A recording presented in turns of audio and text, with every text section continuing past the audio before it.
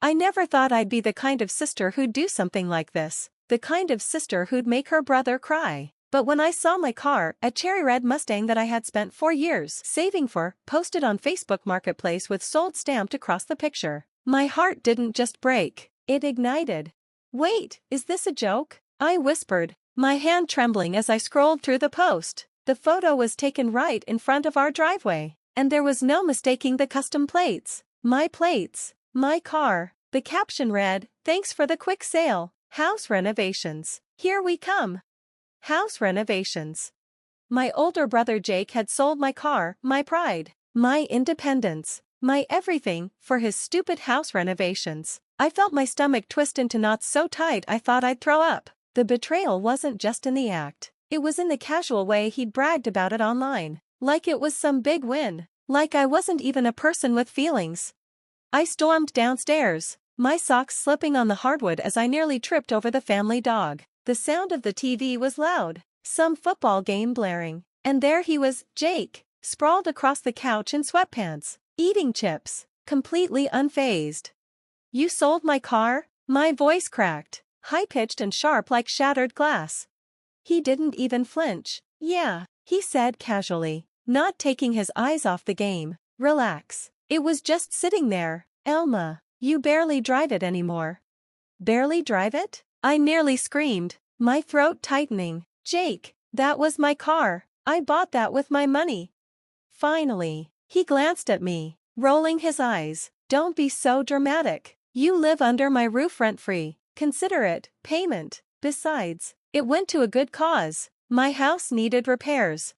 The audacity made my hands shake so hard I had to grip the railing. Payment? Like I was some mooch he was generously sheltering? Never mind that I'd been working 2 part-time jobs, paying utilities, and helping take care of Mom when she was sick last year while Jake was nowhere to be found. I swallowed the lump in my throat, but the tears stung anyway. "You had no right," I whispered, voice trembling. Jake smirked, turning back to the TV. "Get over it, Elma. It's just a car." That was the moment I decided I wasn't going to get over it. I wasn't going to cry in my room like I used to when Jake bullied me as a kid. No, I was going to make him regret every smug word he'd just said. And if that meant burning every bridge between us, so be it. My name's Elma. I'm 26, and if you'd asked me 2 weeks ago to describe myself, I would have said I'm the quiet one in my family, the peacemaker, the one who always lets things slide because it's not worth the drama. Growing up, I was the overlooked middle child. My older brother Jake was the golden boy. He played football, got all the attention at family gatherings, and was always described as the responsible one. My younger sister, Mia, was the baby. Everyone adored her. Me? I was just there. I wasn't a troublemaker, but I wasn't impressive either. Just Elma.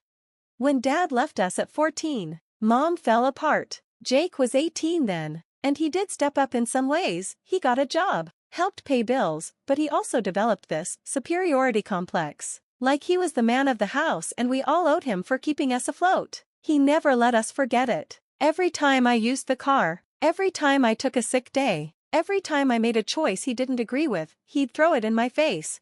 I spent most of my late teens and early 20s trying to be invisible. I worked retail, saved money, and finally bought that Mustang at 23. That car was my freedom. I'd saved every tip from every shift at the diner. I'd skipped outings with friends, wore the same sneakers for 3 years, and even worked holidays. The day I bought it, I felt like I'd finally done something for me.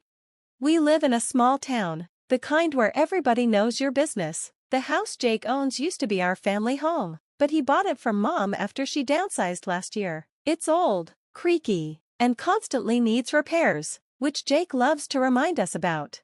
I stayed here because I wanted to save more before moving out on my own. Plus, I liked being close to Mom. She's been better lately. She got remarried and moved into a condo with her new husband, Tom. She offered for me to stay with them, but I didn't want to intrude.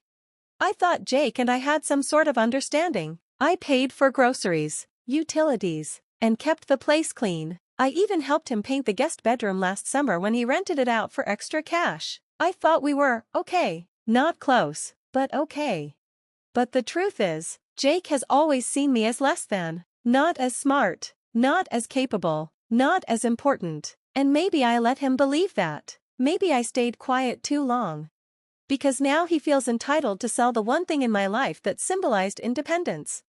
And I think that's why this betrayal hurts so much. It's not just about the car. It's about years of being treated like I don't matter. I didn't sleep that night. I lay there staring at the ceiling fan, listening to its low hum, while anger simmered in my chest like hot coals. Every time I closed my eyes, I saw Jake's smug face, his casual shrug when I confronted him, the way he said get over it like I was being childish. I couldn't stop thinking about how he'd been doing this my whole life, taking, belittling, and laughing about it afterward. When we were kids, he'd break my toys and then blame me for being careless. In high school, he'd borrow my allowance or my stuff without asking, and if I dared to complain, he'd mock me until I cried. Mom used to say, "That's just how brothers are," but even she doesn't excuse Jake's behavior anymore. That morning, I called Mom. "Sweetheart, calm down," she said after I poured out everything between sobs and sharp breaths. I could picture her sitting at her kitchen table, one hand on her coffee mug, the other rubbing her temple. "I'll talk to him." "No, Mom, you always talk to him, and nothing changes," I snapped. "He stole from me. He sold my car like it was his to give away."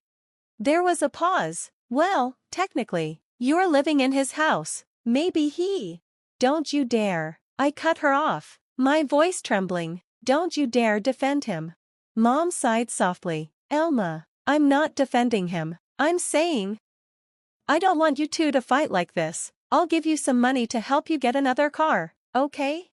That was her solution. Money. I didn't want another car. I wanted my car, the one I'd worked for, sweated for, sacrificed for. I felt the sharp pang in my chest as I realized she didn't get it. Nobody did.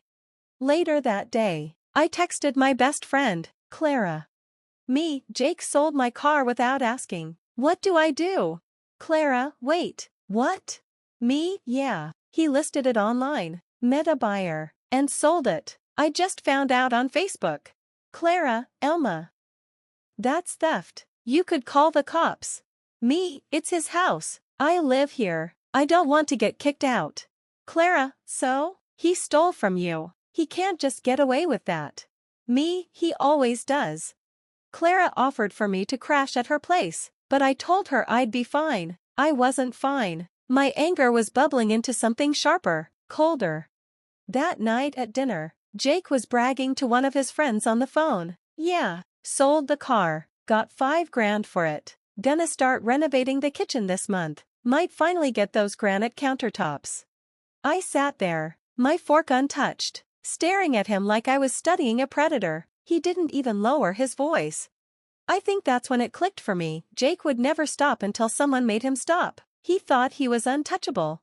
But I wasn't the same Elma who used to cry in her room. And maybe, just maybe, it was time to show him that I wasn't invisible anymore.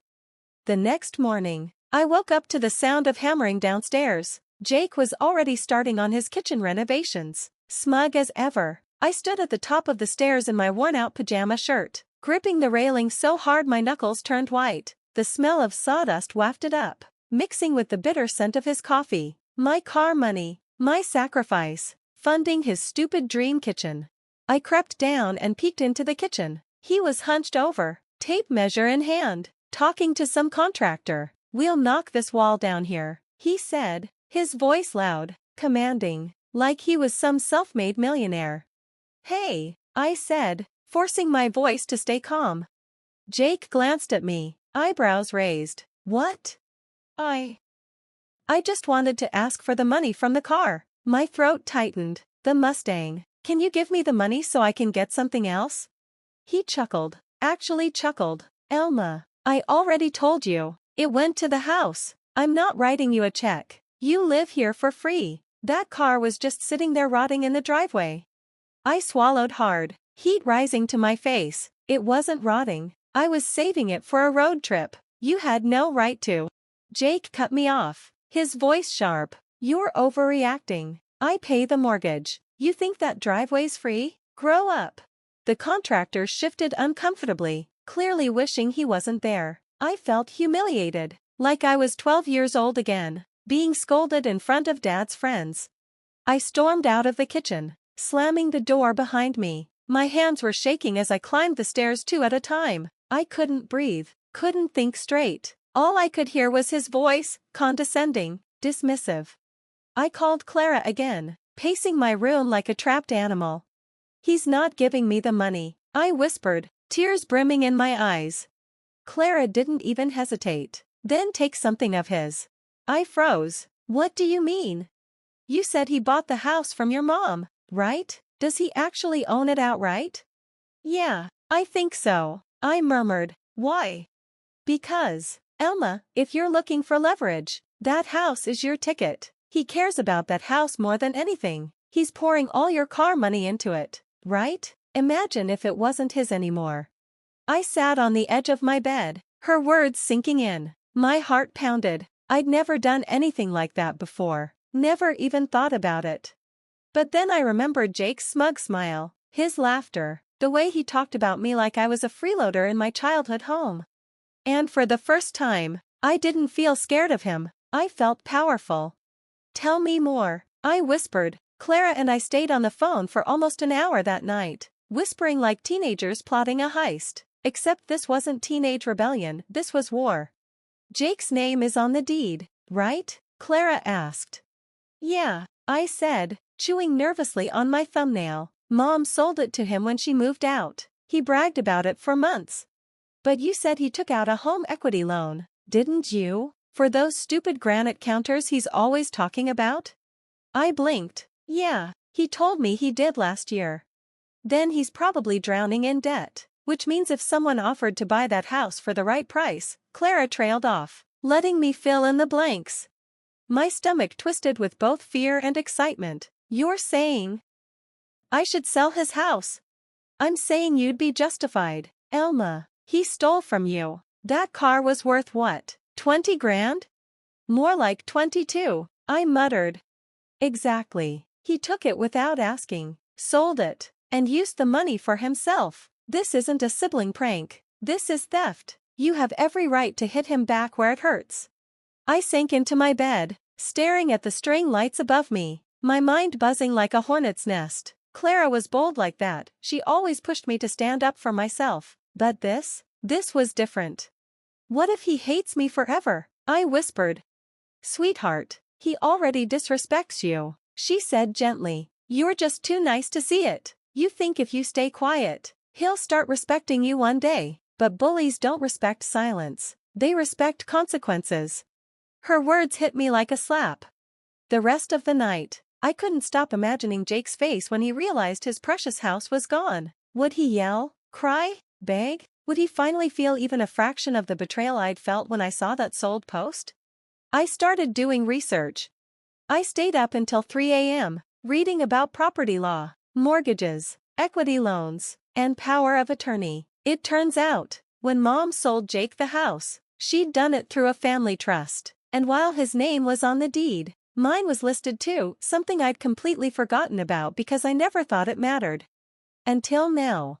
When I called the county office the next day, my hands were sweating so much I could barely hold my phone. The woman on the line confirmed it. I had partial ownership. I had legal standing to make decisions about the property. For the first time in years, I felt a surge of control. I wasn't just Jake's little sister anymore. I was his co-owner. And that meant the house wasn't entirely his to keep. The next morning, I walked into the kitchen like nothing had happened. Jake was at the counter, scrolling on his phone, sipping coffee from his #OneHomeowner mug. I wanted to smash it over his head. Instead, I plastered on a polite smile.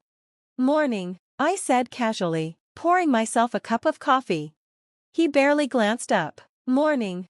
I studied him, his messy hair, his smug slouch. He had no idea I'd been awake half the night digging into property laws. No idea I'd already scheduled a consultation with a real estate attorney Clara recommended. No idea his empire was about to crumble. "You're quiet today," he muttered, scrolling TikTok.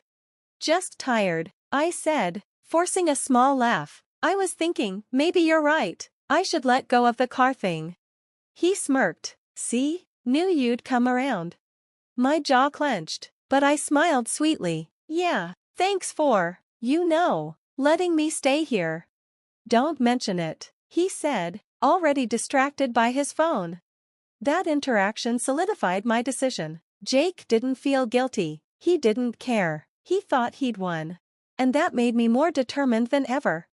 At lunch, I met with Clara and the lawyer, a sharp woman named Dana who wore a sleek black suit and spoke with calm authority. We sat at a small cafe near the courthouse, papers spread across the table. You're listed as a co-trustee, Dana said, tapping her manicured nail on the document. Technically, you and your brother both have to approve major financial decisions regarding this property. If he took out loans or made changes without your consent, you might have grounds to intervene.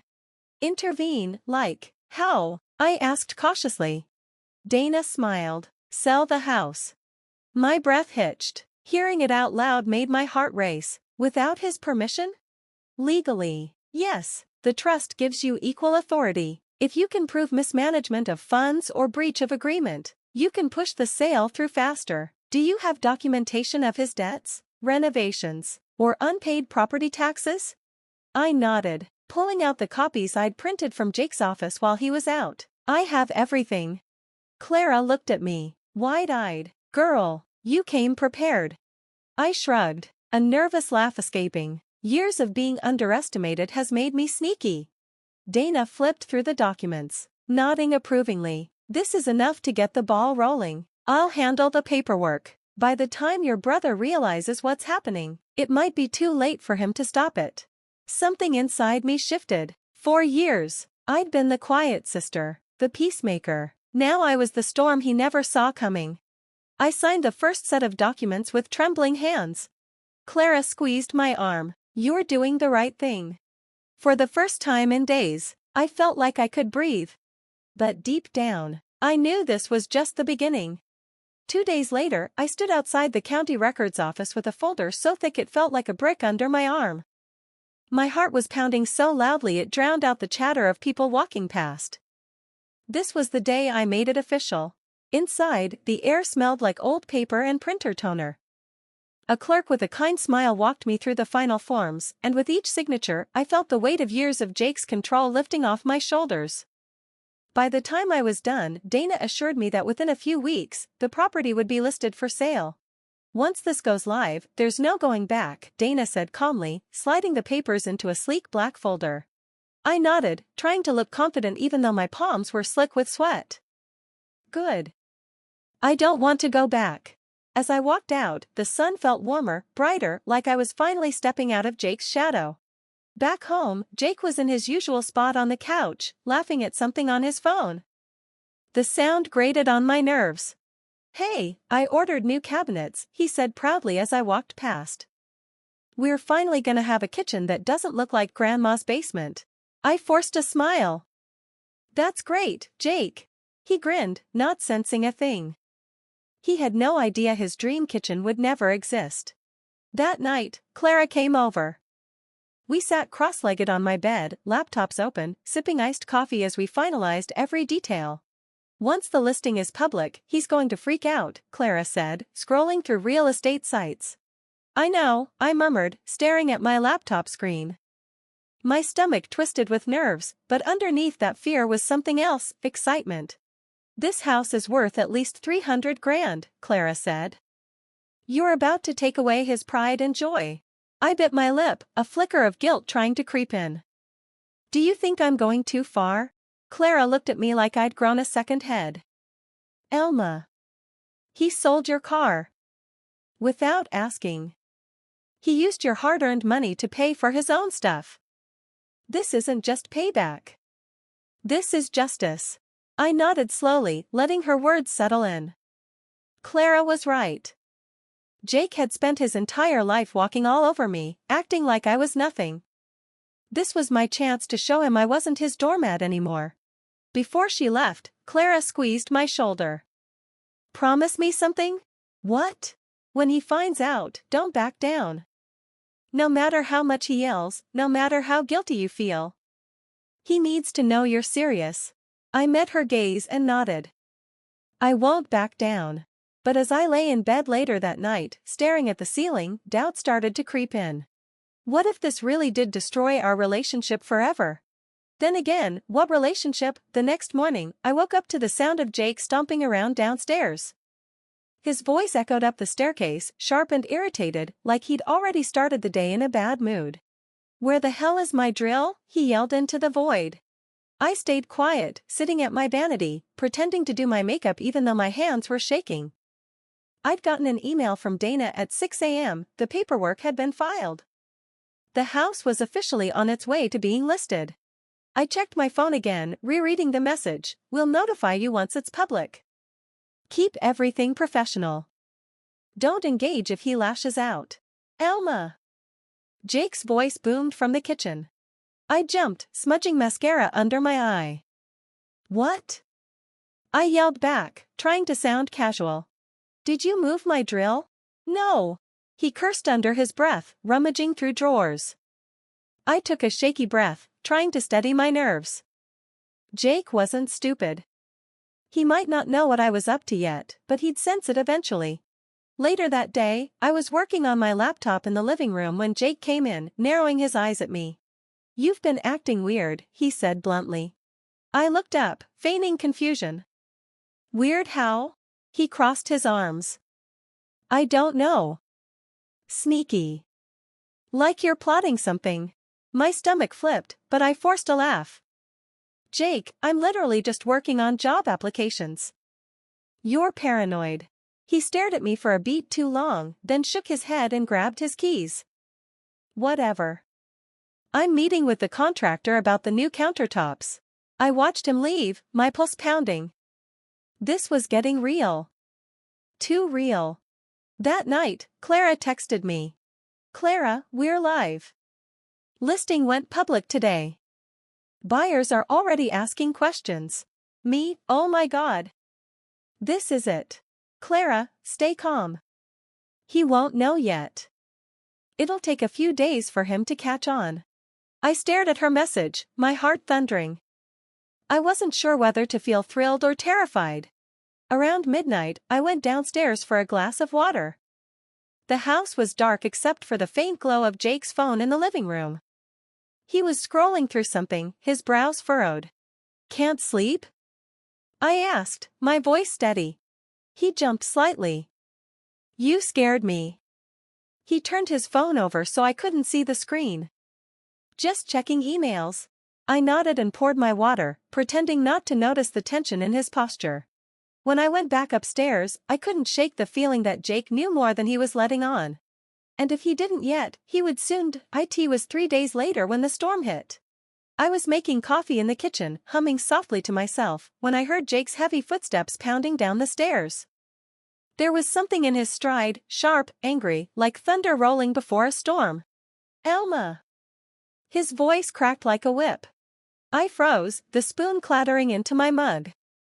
"What?" He rounded the corner, his phone in one hand, his face red. His jaw was clenched so tight I could see the veins in his neck. He slammed the phone on the counter, the screen lighting up to reveal the listing for his house, our house. The bold black text read, "Spacious family home for sale, $325,000. "What the hell is this?" he barked. My stomach flipped, but I forced myself to look calm. "It's a listing." He blinked, incredulous. "A listing? You put my house up for sale?" Without asking me? I took a deep breath. "Correction, our house. I'm a co-trustee, Jake. I have just as much right to make decisions about this place as you do. And considering you sold my car without permission, I think this is fair." His face twisted, and for a second, I thought he might actually throw something. "Fair? Fair? You're insane, Elma." "No," I said quietly, gripping the counter to steady myself. "I'm done being your doormat. You've taken and taken from me my whole life. You thought you could steal from me and get away with it. Not this time." Jake's voice rose to a shout. "You can't just sell my house." "Our house," I shot back, matching his tone. "And yes, I can. You never even told me about that loan you took out against the property. That's mismanagement of trust assets, Jake. Dana says I'm well within my rights." Dana, he spat. You got a lawyer involved? Yes. He ran his hands through his hair, pacing the kitchen like a caged animal. You don't get it, Elma. This is all I have. I put everything into this house. The renovations, the loan, it's all tied up here. I swallowed hard, my voice steady despite the tremble in my hands. Exactly. Now you know how it feels. He froze, staring at me, his chest heaving. For a moment, I saw something flicker in his eyes, fear. You wouldn't really do this, he whispered. I met his gaze. Try me. For once in my life, Jake didn't have a comeback. He just stared at me, stunned, as if he was seeing me for the first time, not as his quiet, submissive sister, but as someone capable of destroying him. And deep down, I think that terrified him. Jake's face went crimson, and for a split second, I thought he was going to hit me. His fists clenched at his sides, his chest heaving like a bull about to charge. You think you're clever? He growled, his voice low and dangerous. You think you can just waltz in here and ruin my life because you're mad about a car? I flinched but forced myself to stand tall. It wasn't just a car, Jake. It was my car. My hard work. My independence. And you stole it. His laugh was bitter, ugly. Stole it? You've been freeloading here for years, Elma. Eating my food, using my water, sleeping under my roof. I slammed my hand on the counter, startling even myself. Stop acting like you're some saint. I've paid utilities. I've bought groceries. I helped take care of Mom when she was sick while you were out drinking with your friends. His mouth opened, but no words came out. You sold something that didn't belong to you, I continued, my voice trembling but firm. You didn't even ask me. And then you laughed about it. Mocked me. Like I didn't matter. Well, I do matter, Jake. And I'm done letting you treat me like trash. He grabbed the back of a chair and slammed it onto the floor. The crash echoed through the kitchen, making me jump, but I refused to back away. You're going to regret this, Elma, he snarled. I took a deep breath and met his glare head-on. Maybe. But so will you. The sale is already in motion. There's nothing you can do to stop it. Jake's face twisted in rage. You think you're smart, huh? You think this makes you powerful? No, I whispered, my hands still trembling. This makes me free. The silence that followed was deafening. The only sound was Jake's ragged breathing. He stared at me like I was a stranger, like the sister he thought he could control had been replaced by someone unrecognizable. Finally, he grabbed his keys and stormed out, the front door slamming so hard the walls rattled. I sank into a chair, my whole body shaking. I'd stood up to Jake before, but never like that. Never with actual power behind my words. And now, there was no turning back. The house felt eerily quiet after Jake's stormy exit, like all the air had been sucked out of the room. My hands were still trembling as I sat there, listening to the sound of my own heartbeat pounding in my ears. I'd done it. I'd crossed a line I could never uncross. Part of me expected Jake to come back swinging, metaphorically or literally. He'd always been quick-tempered, the kind of person who held grudges like trophies. But instead of barging back through the door, there was silence. 4 hours. I used the time to text Clara. Me, he knows. He saw the listing. Clara, what did he do? Me, lost it. Slammed a chair. Called me a freeloader. Said I'd regret it. Clara, and? Me, I told him I wasn't backing down. Clara, good. He needs this wake-up call. Stay strong. I set my phone down and exhaled shakily. Clara was right. Jake needed to be humbled. But that didn't mean I wasn't scared out of my mind. The next morning, I woke up to the sound of Jake pacing the hallway, his phone pressed to his ear. His voice was low, angry, and I caught bits and pieces of his conversation. No, I didn't sign anything. She doesn't have the right. This is my house.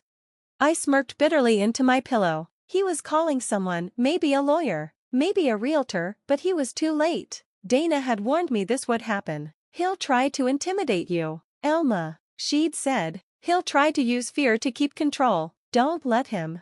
I rolled out of bed, pulling my robe around me, and walked into the hallway. Jake froze mid-sentence, glaring at me like I was the villain in his story. What? I asked flatly. He covered the phone with his hand. You think you're smart, huh? This isn't over, Elma. I'm going to fight this. I raised an eyebrow. Go ahead. I already have a lawyer. His jaw clenched, and I saw something flicker in his expression, panic. He'd expected me to crumble, to backpedal like I always did, but this time, I wasn't giving him an inch. Fine, he muttered, storming into his room and slamming the door. Later that day, Dana called me. He's trying to contest the sale, she said calmly, but I've reviewed the trust documents again. Legally, he doesn't have much ground to stand on. If he continues fighting, he'll just rack up legal fees. Relief washed over me. So, he really can't stop it? No, this is happening, Elma, and based on the interest we're already getting from buyers, this house is going to sell fast. My heart pounded. For years, Jake had been the one in control, but now he was scrambling, and I was the one holding all the cards. I hung up the phone, staring at my reflection in the darkened window. I didn't even recognize myself anymore. And I liked it. By the end of the week, Jake had gone from angry outbursts to desperate attempts at negotiation. It was weird, seeing him like that. My big brother, the same guy who used to tower over me and bark orders, was suddenly trying to play nice. I was in the kitchen making tea when he appeared in the doorway, his voice softer than I'd heard in years. Elma, he said cautiously. I turned, raising an eyebrow. What? He ran a hand through his messy hair, looking tired. Look, maybe I overreacted. I was stressed, okay? I didn't mean to make you feel like your car didn't matter. Things have been hard, money's tight, and I didn't know how else to. Don't. I cut him off, my voice cold. Don't stand there and act like you did this for survival. You wanted a new kitchen. You sold my car for countertops, Jake. He flinched, and for a second, I almost felt bad, almost. Look, he said again, stepping closer. I'll get you a new car. I'll pay for it. Just stop this sale, please, Elma. This house is all I have. I stared at him for a long moment, my tea steaming between us. No, I said finally. You didn't care that my car was all I had. Why should I care about your house? His face darkened, and the mask of humility cracked. Because I'm your brother. I scoffed, setting my mug down with a sharp clink. And you're supposed to treat me like a sister, not your personal ATM. His jaw tightened, and I could see the fury simmering just beneath the surface. You're making a mistake, he warned. No, Jake, I said quietly, meeting his glare. You made the mistake when you underestimated me. That night, Clara came over with takeout, and we sat on the couch, watching Jake storm around the house like a hurricane. He slammed doors, cursed under his breath, and stomped from room to room. He's panicking, Clara whispered between bites of lo mein. Good, I said, crossing my arms. You sure you're okay? He's not gonna, snap? I glanced at Jake pacing in the hallway, muttering into his phone again. My stomach twisted nervously, but I kept my face calm. If he does, I'll call Dana, or the cops. Clara studied me for a moment. You've changed, Elma. A month ago, you would have cried and begged him to forgive you for breathing too loud. Now you're about to sell his house out from under him. I gave a small, humorless laugh. I guess I finally got tired of being invisible. Clara smiled proudly. Good, about time. Later, lying in bed, I could hear Jake's footsteps pacing back and forth downstairs. I didn't know if he was scheming, panicking, or both. But I knew one thing for certain, the game had shifted. For the first time in my life, I wasn't afraid of Jake. He was afraid of me. The house felt different that morning, like the air itself was charged. Maybe it was because I knew what today was, the day everything Jake thought he controlled slipped through his fingers. I was at the kitchen table with a cup of coffee, scrolling through emails, when Jake came stomping down the stairs. His face was pale, his eyes bloodshot. He hadn't been sleeping, not since the sale notice went public. You happy now? He spat, slamming his phone down on the counter. You've ruined me, Elma. Completely ruined me. I didn't flinch. You ruined yourself. Jake, actions have consequences. He barked out a bitter laugh. You think you're some kind of hero? You're just a spiteful little brat who got lucky with a loophole. I stood, slowly, gripping the edge of the table. No, I'm someone who got tired of being stolen from, lied to, and treated like I don't matter. You pushed me here, Jake. For a moment, his anger cracked, and I saw something else in his eyes, desperation. This is my home, Elma. I grew up here. Mom and Dad lived here. You're selling everything we had left. His words hit me like a sucker punch. Memories flashed, Mom's laughter in the kitchen, Dad's voice booming from the living room, Jake chasing me down the hallway when we were kids. I swallowed hard. You sold my memories first when you took my car, when you sold it for a quick buck without asking me. That car was my freedom, Jake, my life, and you didn't even care. Don't act like this house suddenly means more than I did. Jake's face twisted, but he had no comeback. He just stared at me, breathing hard, as if he'd finally realized there was no winning this fight. I don't have anywhere to go, he muttered finally, his voice small. I felt a flicker of pity, but I shoved it down. You'll figure it out. You're resourceful. You always land on your feet. His hands clenched into fists, and for a second, I thought he might explode again, but instead, he turned and stormed out, slamming the door so hard the walls shook. Hours later, I stood beside Dana as she finalized the paperwork in the living room. The buyers were coming tomorrow to do their final walkthrough. It was official, the house was gone. Are you okay? Dana asked softly, handing me the signed documents. I stared down at them, my heart pounding. I'd dreamed of this moment, but now that it was here, all I felt was a strange mix of triumph and emptiness. I'm okay, I whispered, I think. Dana gave me a sympathetic smile. You did what you had to do. Don't let him guilt you out of that. As she left, I stood in the middle of the living room, the silence deafening. The house that had once felt like Jake's kingdom was now just mine, and soon, it wouldn't even be that. For the first time, I realized this wasn't just revenge. This was the end of something bigger. The next morning, the house was unnervingly quiet, the kind of quiet that made my stomach knot. The buyers were due in less than 2 hours for their final walkthrough, and I'd spent all morning cleaning and staging, wanting to leave no trace of the chaos that had unfolded here. But Jake's car was still in the driveway. I froze at the top of the stairs when I heard the faint clink of glass from the kitchen. My pulse quickened. Jake? I called cautiously. No answer. I crept down the steps, my heart hammering, and found him sitting at the kitchen table, surrounded by empty beer bottles. His eyes were bloodshot, his hair sticking up like he hadn't showered in days. In front of him sat the house keys and a baseball bat. Morning, he said hoarsely, his voice dripping with venom. I stopped in the doorway. What are you doing? What does it look like? He leaned back in the chair, swinging the bat lazily in one hand. I'm not letting them take this house. My blood ran cold. Jake, put the bat down. He chuckled, a hollow sound that made my skin crawl. You really think you've won, huh? That you're some kind of badass because you sold the roof over my head? I didn't win, Jake. I just stopped letting you treat me like garbage. He slammed the bat down onto the table so hard I jumped. You betrayed me, Elma. Family doesn't do this to family. I swallowed hard, gripping my phone in my pocket. Family doesn't steal from family either. You started this.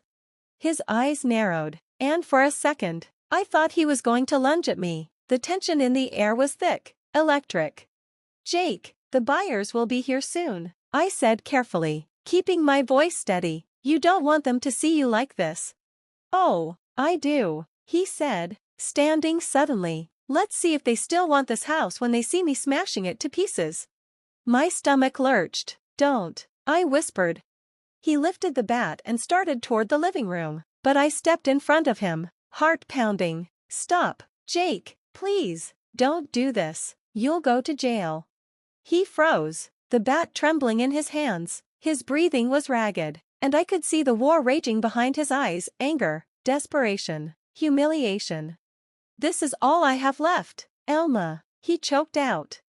I know, I said softly, my own voice cracking, and you threw it away the moment you decided your greed was more important than me. For a moment, neither of us moved. Then, with a guttural scream, Jake hurled the bat across the room, where it clattered harmlessly against the wall. He sank to the floor, burying his face in his hands, his sobs raw and guttural. I stood frozen, watching my once invincible brother crumble. When the buyers arrived an hour later, Jake was gone. The buyers pulled up in a shiny black SUV right on time. A couple in their late 30s stepped out, all smiles and excitement, their voices echoing in the driveway as they admired the house.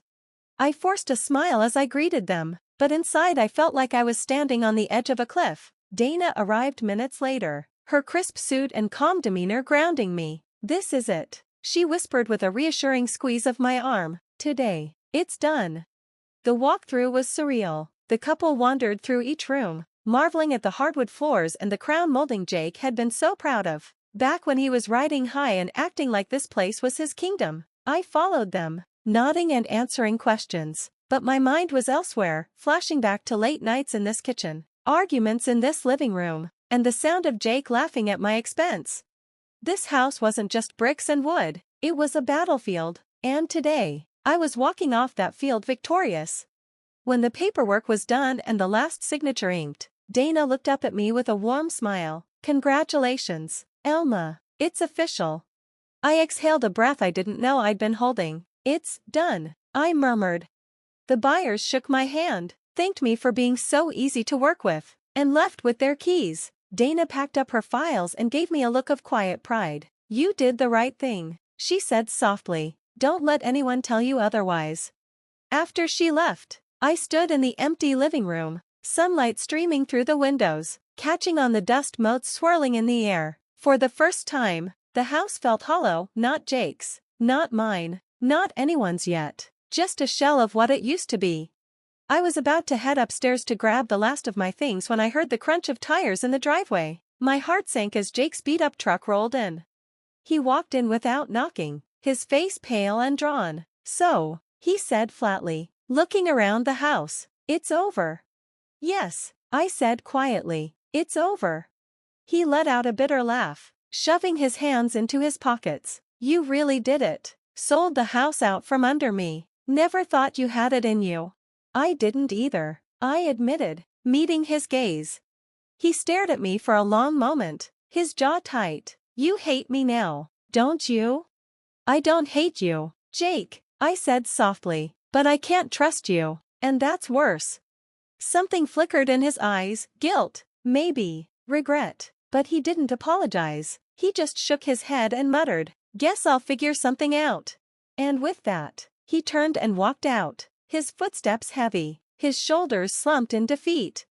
I stood there, watching him go, feeling a strange mix of relief and sorrow. For the first time in years, Jake wasn't in control. And for the first time ever, I was free. The house was empty now. Every picture frame, every piece of furniture, every trace of us was gone. The air smelled faintly of lemon cleaner, and the floors gleamed under the sunlight streaming through bare windows. It didn't feel like home anymore, it felt like a stranger's house, waiting for its new life. I walked slowly through each room, my footsteps echoing on the hardwood floors. In the kitchen, I ran my fingers along the countertop Jake had insisted on installing, the very thing he'd sold my car to pay for. The marble was cold under my touch, and I couldn't help but laugh bitterly. That countertop had started it all. I moved to the living room, where Jake and I had spent countless nights watching movies as kids, where we'd fought like cats and dogs as teens. The silence was deafening now. In the hallway, I paused at the spot where Jake had slammed that chair down in anger. A dent in the wall still marked the moment. It was funny how houses could hold scars, just like people. Finally, I made my way to the front door. My overnight bag sat by my feet, stuffed with the few things I had left. I reached for the doorknob but hesitated, glancing back one last time. Memories flooded in: Mom cooking dinner, Dad fixing the leaky sink, Jake laughing with his friends, me crying in my room after another fight. This house had been my prison and my refuge, and now, I was walking away for good. I took a deep breath and whispered, "Goodbye," to no one in particular. Outside, Clara was waiting in her car. She jumped out when she saw me and grinned. "You ready?" I nodded, my throat tight. "Are you okay?" she asked gently. I let out a shaky laugh. "I don't know. I feel lighter, but also kind of sad, I guess." She looped an arm around my shoulders. "That's normal. You didn't just sell a house, you closed a chapter. That's heavy." I glanced back at the house one last time. The sold sign out front gleamed in the sunlight, a silent declaration of victory, but it didn't feel like winning. Not really. "It's weird," I murmured. "I thought I'd feel happier." "You will," Clara said softly, "once you start living for yourself." Her words sank deep into me, and I felt a spark of hope. As I slid into the passenger seat, I realized something. I didn't have a plan. No set destination. No mapped-out future. But for the first time in years, I wasn't afraid of that.